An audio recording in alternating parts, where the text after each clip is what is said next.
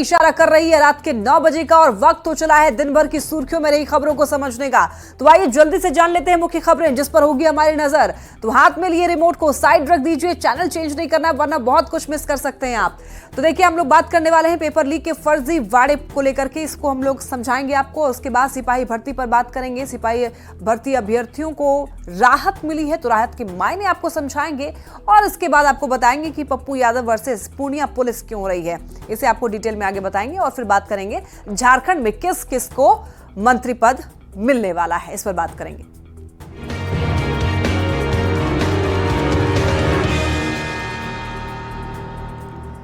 तो बात कर लेते हैं सीएचओ परीक्षा पेपर लीक की। देखिए पेपर लीक मामले में ईओयू की जांच में कई अहम जानकारी सामने आई। सूत्रों के हवाले से खबर यह है कि ऑनलाइन परीक्षा में धांधली करने के लिए चुनिंदा कंप्यूटरों पर खास सॉफ्टवेयर इंस्टॉल किया गया था और कई परीक्षा केंद्रों पर प्रॉक्सी सर्वर तक पाया गया है।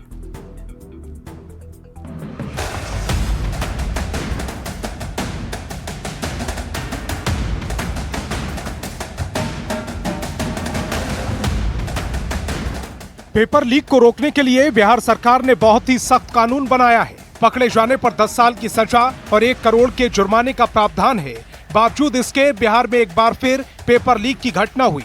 जिस ढंग से सीएचओ परीक्षा का पेपर लीक हुआ उसने पूरी व्यवस्था पर सवाल खड़े कर दिए। पेपर लीक मामले में ईओयू की जांच में चौंकाने वाली बात सामने आई है। सूत्रों की माने तो ऑनलाइन परीक्षा में धांधली कराने के लिए चुनिंदा कंप्यूटरों पर खास सॉफ्टवेयर इंस्टॉल किया गया था। यही नहीं, कई परीक्षा केंद्रों पर प्रॉक्सी सर्वर तक लगाया गया था। प्रॉक्सी सर्वर की मदद से दूर बैठे सॉल्वर रियल टाइम में प्रश्नों को हल करते थे। मतलब रिमोट ऐप से सॉल्वर गिरोह सवालों के जवाब दे रहा था, जबकि परीक्षा कक्ष में बैठा अभ्यर्थी अपनी बायोमेट्रिक हाजिरी बनाकर सिर्फ समय काटता है।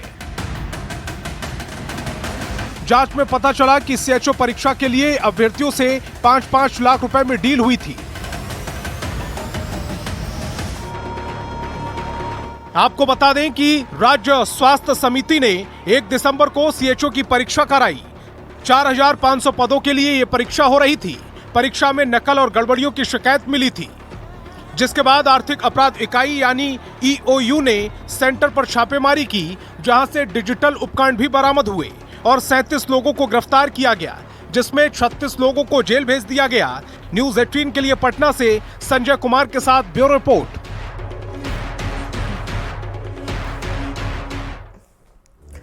अब सबसे पहले समझना यह जरूरी है कि नौकरी के दुश्मन यानी कि परीक्षा माफिया ने कैसे सीएचओ का पेपर लीक किया। तो आइए इसको समझते हैं। देखिए सबसे पहले माफिया एग्जाम सेंटर के सर्वर रूम तक पहुंच बनाते हैं और उसके बाद फिर सर्वर रूम का नेटवर्क स्विच करते हैं।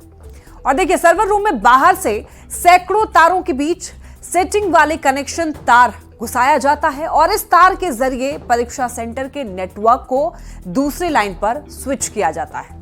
ऐसा करते ही सर्वर बाईपास हो जाता है। अब देखिए सेटिंग वाले अभ्यर्थी के कंप्यूटर पर कस्टमाइज सीपीयू लगाया जाता है। उस सिस्टम में परीक्षा करा रही संस्थान से अवैध तरीके से इंटरनेट एक्सेस लिया जाता है। सीटिंग अरेंजमेंट गड़बड़ होने पर माफिया बफर सिस्टम का इस्तेमाल करते हैं और माफिया ने अभ्यर्थियों के लिए बाकायदा गाइडलाइन भी जारी किया था और रिपोर्टिंग टाइम से 30 मिनट पहले परीक्षा केंद्र पर पहुंचना है, शुरू में ही एंट्री करनी है, एग्जाम शुरू होने से पहले ही वॉशरूम चले जाना है, मतलब बीच में नहीं उठना है। अब देखिए उसके बाद और क्या कुछ गाइडलाइंस होती है। माउस को हल्के हाथ से सिर्फ पकड़े रहना है, 25 मिनट में क्वेश्चन सही गलत सभी को भर देना है और 1 घंटे में ही सॉल्वर सभी को सुधार करके सही उत्तर भर देगा। इस तरीके से ये जो गैंग है वो काम करती है। देखिए चेकिंग होने पर खास तरह की गाइडलाइंस थी। कोई अगर चेकिंग करने आए तो सवाल नंबर 3 दबा देना है, चेकिंग करने वाला चला जाए तो सवाल नंबर 6 दबा देना है, ये भी गाइडलाइन था। तो इस तरीके से आप समझ सकते हैं कि यहाँ पर किस तरीके से ये जो माफिया है, सॉल्वर गैंग जो है किस तरीके से काम करता है, क्या कुछ गाइडलाइंस देता है अभ्यर्थियों को। चलिए बढ़ते हैं खबरों में आगे। केंद्रीय चयन परिषद यानी कि सीएसबीसी ने सिपाही भर्ती के अभ्यर्थियों को ईडब्ल्यूएस और ओबीसी एनसीएल की कट ऑफ तिथि से राहत दे दी है। इसको लेकर केंद्रीय चयन परिषद ने एक नोटिस जारी किया और अब बिहार पुलिस कांस्टेबल भर्ती परीक्षा में पास हुए उम्मीदवारों का फिजिकल टेस्ट और डॉक्यूमेंट वेरिफिकेशन 9 दिसंबर को शुरू होगा।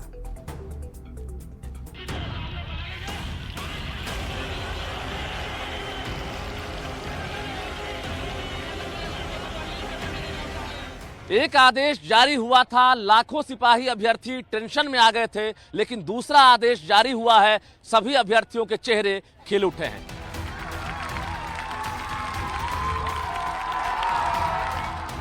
पटना में आंदोलन कर रहे सिपाही भर्ती के अभ्यर्थियों को बड़ी राहत मिली है। केंद्रीय चयन पर्षद ने अब निर्णय लिया है कि ईडब्ल्यूएस के सर्टिफिकेट के आधार पर किसी को भी अयोग्य नहीं ठहराया जाएगा। इसको लेकर केंद्रीय चयन पर्षद यानी कि सीएसबीसी ने नोटिस जारी कर दिया है। सीएसबीसी की ओर से मिली राहत के बाद सिपाही भर्ती के अभ्यर्थी न्यूज 18 और सीएम नीतीश को धन्यवाद दे रहे हैं। मतलब जो नोटिफिकेशन जल्द से जल्द वेबसाइट पे दे दिया जाए और मैं बहुत खुश हूँ। हमारे गुरुजी टीम की तरफ से आप न्यूज 18 वाले को तहे दिल से धन्यवाद। आप लोग हमारे गांधी मैदान में हमारे रिव्यू लेने आए, उसके लिए आप सबको धन्यवाद बहुत बहुत ज्यादा। और सबसे ज्यादा तो हम सरकार को, नीतीश कुमार जी को, सीएसबीसी को थैंक्स बोलना चाहेंगे। आपको बता दें, केंद्रीय चयन पर्षद अभ्यर्थियों से 2022 और 2023 के ओबीसी, एनसीएल और ईडब्ल्यूएस सर्टिफिकेट मांग रहा था, जिसके विरोध में पिछले 8 दिनों से अभ्यर्थी आंदोलन कर रहे थे। अब आंदोलन कर रहे अभ्यर्थी 9 दिसंबर से फिजिकल टेस्ट देंगे, क्योंकि एनसीएल और ईडब्ल्यूएस के कट ऑफ की समयावधि समाप्त कर दिया गया है। इस भर्ती प्रक्रिया में 21,000 से अधिक कांस्टेबल की भर्ती होगी। न्यूज 18 के लिए पटना से रजनीश कुमार के साथ ब्यूरो रिपोर्ट। अब देखिए, इनको जो राहत मिली है उसको समझिए। देखिए, बिहार में सिपाही भर्ती होने जा रही है और 21,000 से भी ज्यादा पदों पर सिपाही बहाली होने जा रही है। 1,07,059 अभ्यर्थी लिखित परीक्षा में पास हुए हैं। 9 दिसंबर से इनका फिजिकल टेस्ट होना है। तो लिखित परीक्षा के बाद केंद्रीय चयन परिषद ने नोटिस जारी किया और सर्टिफिकेट के लिए सीएसबीसी ने नोटिस जारी किया। एनसीएल और ईडब्ल्यूएस के सर्टिफिकेट की मांग की गई। दरअसल तो देखिए, एनसीएल मतलब कि non creamy layer certificate, EWS मतलब इकोनॉमिकल वीकर सेक्शन। 2022-23 में बने सर्टिफिकेट की मांग दरअसल की गई थी और अभ्यर्थियों के पास पहले की तारीख के सर्टिफिकेट नहीं थे, तो अभ्यर्थी लेटेस्ट सर्टिफिकेट देने को तैयार थे। अब नोटिस को लेकर 8 दिन तक आंदोलन चला, काफी ज्यादा उग्र आंदोलन किया अभ्यर्थियों ने और उसके बाद आखिरकार सीएसबीसी ने अभ्यर्थियों की मांग मान ली। सीएसबीसी की ओर से राहत देते हुए नया नोटिस भी जारी कर दिया गया है। अब देखिए, 2022-23 का सर्टिफिकेट ना हो तब भी कोई दिक्कत नहीं होगी। इसका मतलब ये हुआ कि सर्टिफिकेट की बाध्यता खत्म कर दी गई है। मतलब ये कि अब ये अभ्यर्थी फिजिकल टेस्ट दे पाएंगे। तो राहत मिलने के बाद अभ्यर्थी खुश हैं। अब अभ्यर्थियों ने नीतीश कुमार को धन्यवाद दिया है, साथ ही साथ न्यूज 18 को भी धन्यवाद दिया है कि उनकी बातों को उठाया, उनकी मांगों को सरकार के सामने रखा। चलिए बढ़ते हैं खबरों में आगे। सीएचओ पेपर लीक कांड मामला। देखिए, ईओयू ने 59 पन्नों का एफआईआर दर्ज किया है। 2 दिसंबर 24 को आपको बताते चलें कि एफआईआर दर्ज किया। एफआईआर में कुल 42 नामजद और 4 अज्ञात के खिलाफ केस। पेपर लीक कांड में एक बार फिर से नालंदा कनेक्शन सामने आया है। पेपर लीक में शामिल सबसे अधिक आरोपी नालंदा जिले से। एफआईआर के अनुसार धांधली में करोड़ों की डील हुई थी और सभी 12 सेंटर पर सेटिंग थी। कम्युनिटी हेल्थ ऑफिसर के लिए कुल 4500 अभ्यर्थियों का चयन होना था। सभी सेंटर पर विशेष नेट का इंतजाम किया गया था। आरोपियों से पूछताछ के आधार पर ईओयू की आगे की अब कार्रवाई जो है वो जारी रहेगी। तो सबसे अधिक आरोपी नालंदा से हैं। पटना से बड़ी खबर। सुरक्षा को लेकर धमकी मामले में अपने ऊपर लगे आरोप पर पूर्णिया सांसद पप्पू यादव बिफर उठे हैं। पप्पू यादव ने पूर्णिया पुलिस से सवाल पूछे हैं कि जो इतने फोन कॉल्स आए और एमएमएस से धमकी मिली है, उसकी जांच का क्या हुआ। साथ ही इस मामले में कोर्ट में ले जाने की भी बात कही है पप्पू यादव ने।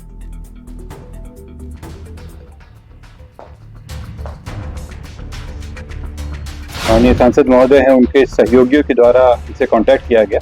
जो 2 लाख की बात कर रहा है उसको 2,000 रुपया देगा। सांसद महोदय की सुरक्षा बढ़ाने के लिए आवश्यक है कि इस तरह की कोई धमकी का किया जाए। 2,000 रुपया किसने दिया, उसको आप अरेस्ट क्यों नहीं कर रहे हैं? सुरक्षा को लेकर धमकी मामले में अपने ऊपर लगे आरोपों पर पूर्णिया सांसद पप्पू यादव बिफर उठे हैं। पप्पू यादव ने पूर्णिया पुलिस से सवाल पूछे हैं कि जो इतने फोन कॉल्स और एमएमएस से धमकियां मिली, उसकी जांच का क्या हुआ। साथ ही इस मामले को कोर्ट में ले जाने तक की भी बात कही है। पप्पू यादव ने कहा कि यदि आरोप साबित हुए तो वे इस्तीफा दे देंगे। इतना ही नहीं, पप्पू यादव ने पूरे मामले की सीबीआई से जांच करवाने की भी मांग की है। और हिम्मत है तो सीबीआई इंक्वायरी कराए, हाईकोर्ट के बेंच से मॉनिटरिंग कराए। आपको बता दें, मुंबई में बाबा सिद्दीकी की हत्या के बाद पप्पू यादव ने लॉरेंस बिश्नोई गैंग को लेकर कुछ बयान दिया था। तब से लेकर अब तक बिश्नोई गैंग के नाम पर पप्पू यादव को 20 से ज्यादा बार धमकी मिल चुकी है। सबसे ताजा धमकी वीडियो बनाकर दी गई थी। पुलिस ने वीडियो बनाने वाले आरोपी रामबाबू यादव को आरा से अरेस्ट कर लिया है, जिसने पुलिस के सामने खुलासा किया है कि धमकी देने के लिए सांसद के सहयोगियों ने ही उसे 2 लाख रुपए का लालच दिया था और 2000 रुपए भी दिए थे। इस आरोप पर पप्पू यादव और पूर्णिया पुलिस आमने सामने है। न्यूज 18 के लिए दिल्ली से अमितेश सिंह, पूर्णिया से कुमार प्रवीण और भागलपुर से आशीष रंजन के साथ ब्यूरो रिपोर्ट। पप्पू यादव की ताजा धमकी मामले में पुलिस के खुलासे के बाद से पप्पू यादव और पूर्णिया पुलिस आमने सामने है। पप्पू यादव पुलिस से सवाल पूछ रहे हैं। ऐसे में हम पप्पू यादव के हवाले से ही इस धमकी मामले में कुछ जानकारी दे रहे हैं। देखिए, ऐसे में सवाल यह है कि पप्पू यादव को कितने नंबरों से धमकी मिली। आपको बता दें कि 27 नंबरों से पप्पू यादव को धमकी मिली और कहां के नंबरों से धमकी मिली, इसके बारे में भी आपको जानकारी दे देते हैं। पाकिस्तान, मलेशिया और नेपाल, इन जगहों से धमकी दी गई पप्पू यादव को। अब देखिए कितने व्हाट्सएप कॉल आए, इसके बारे में अगर आपको डिटेल बताएं तो 150 व्हाट्सएप कॉल आए पप्पू यादव को। और कितने मैसेजेस आए, अगर इसकी बात करें तो 150 से भी ज्यादा मैसेज पप्पू यादव को मिले और धमकी भरे मैसेजेस। अब देखिए, सबसे पहले 27 अक्टूबर 2024 को पप्पू यादव को लॉरेंस बिश्नोई गैंग के नाम पर व्हाट्सएप कॉल करके धमकी दी गई। हालांकि पहली बार धमकी देने वाला गिरफ्तार हो चुका है। उसके बाद 31 अक्टूबर को मधेपुरा जिले के खुर्दा में पप्पू यादव के घर की 3 लड़कों ने रेकी की, जिसका सीसीटीवी फुटेज भी सामने आया था। अब देखिए, 7 नवंबर की बात कर लें तो 7 नवंबर को दिल्ली में सांसद पप्पू यादव के निजी सचिव सादिक आलम को व्हाट्सएप से धमकी दी गई। अब इसके तो जैसे धमकी का सिलसिला शुरू ही हो गया। इसके बाद 15 नवंबर, 17 नवंबर, 19 नवंबर, 20 नवंबर, 24 नवंबर, 30 नवंबर लगातार धमकी भरे मैसेजेस, कॉल्स, व्हाट्सएप कॉल आते रहे उनको। अब देखिए, पप्पू यादव को लगातार धमकी मिल रही है। धमकी लॉरेंस बिश्नोई गैंग के नाम से दी जा रही है। पहली धमकी देने वाला दिल्ली से गिरफ्तार हुआ और पहली धमकी देने वाले का लॉरेंस गैंग से कोई संबंध नहीं था, कोई कनेक्शन नहीं पाया गया। अब जो ताजा धमकी वीडियो आया, उसके जरिए उनको धमकी दी गई वीडियो के जरिए, और वीडियो वाले आरोपी को भी पुलिस ने आरा से पकड़ लिया। पुलिस की पूछताछ में आरोपी ने एक बड़ा खुलासा किया। आरोप है कि पप्पू यादव को धमकी दिलवाने के लिए उनके सहयोगियों ने ही कहा था। आरोपी का कहना है कि उसे इसके लिए 2000 रुपए दिए गए थे, बकायदा 2 लाख रुपए देने का वादा भी किया था। और पुलिस की थ्योरी पर अब पप्पू यादव ने सवाल उठा दिया है। अब सवाल यह है कि धमकी मामले में कौन सच बोल रहा है? क्या सुरक्षा बढ़ाने के लिए धमकी अपने ही सहयोगी द्वारा दिलवाई गई, ये सवाल उठता है। हालांकि देखिए, सच जो भी हो, धमकी वाले इस मामले की जांच जरूरी है, क्योंकि पप्पू यादव सांसद हैं। उसके बाद भी उनको धमकी अगर दी जा रही है, ऐसे में धमकी के पीछे की सच्चाई जानना बहुत जरूरी हो जाता है। चलिए बढ़ते हैं खबरों में आगे। गुरुवार को मुंबई के आजाद मैदान में देवेंद्र फडणवीस सीएम पद की शपथ लेंगे। शपथ ग्रहण समारोह में बिहार के सीएम नीतीश कुमार भी शामिल होने वाले हैं और तीसरी बार देवेंद्र फडणवीस महाराष्ट्र के मुख्यमंत्री की कुर्सी संभालेंगे।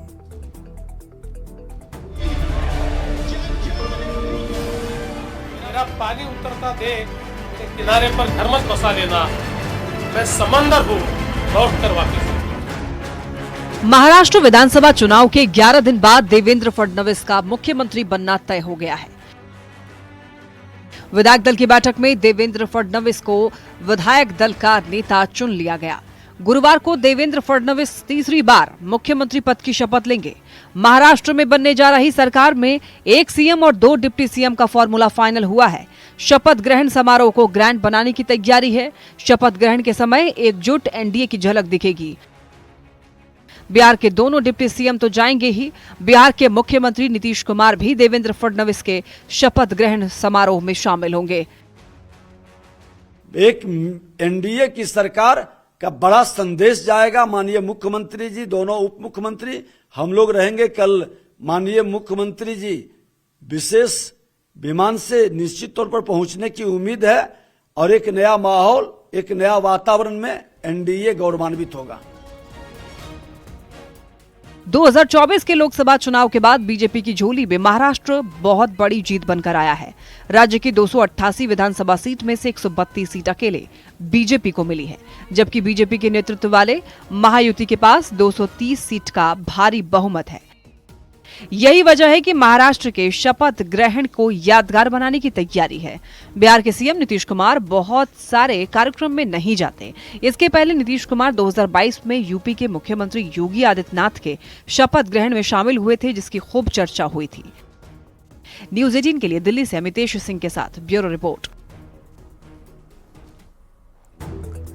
नीतीश के शपथ ग्रहण में शामिल होने के मायने आइए आपको समझाते हैं। देखिए, नीतीश कुमार एनडीए के बड़े नेता है और महाराष्ट्र में एनडीए की बड़ी जीत हुई है, तो नीतीश के वहां जाने से एनडीए की एकजुटता दिखेगी और 2025 के बिहार विधानसभा चुनाव के पहले एक अच्छा मैसेज जाएगा। इसी वजह से महाराष्ट्र में देवेंद्र फडणवीस के शपथ ग्रहण समारोह में शामिल होने के लिए बिहार के मुख्यमंत्री नीतीश कुमार भी पहुंचेंगे और वहां पर जाकर के एकजुटता का संदेश देने वाले हैं और इसका असर कहा जा रहा है विधानसभा चुनाव के पहले एक अच्छा मैसेज जाएगा।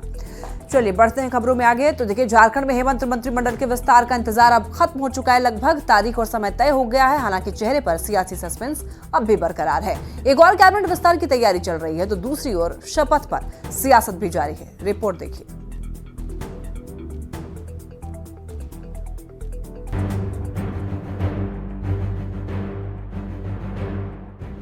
झारखंड में कैबिनेट विस्तार का इंतजार खत्म हो गया।